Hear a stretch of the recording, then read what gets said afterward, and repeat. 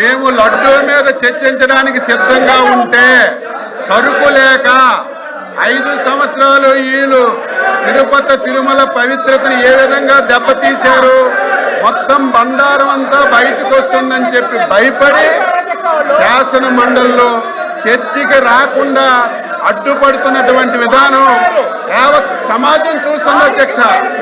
మేము సిద్ధంగా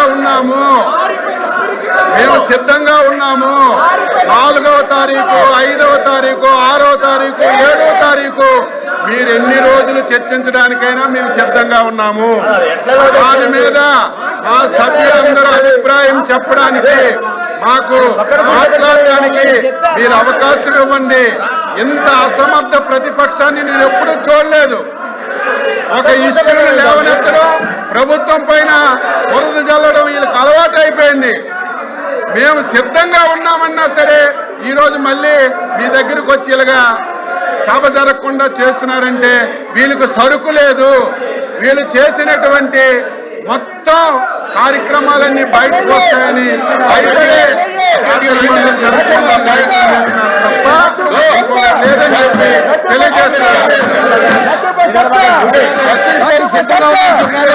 లడ్డూపై చర్చ లడ్డూపై చర్చ లడ్డూపై చర్చ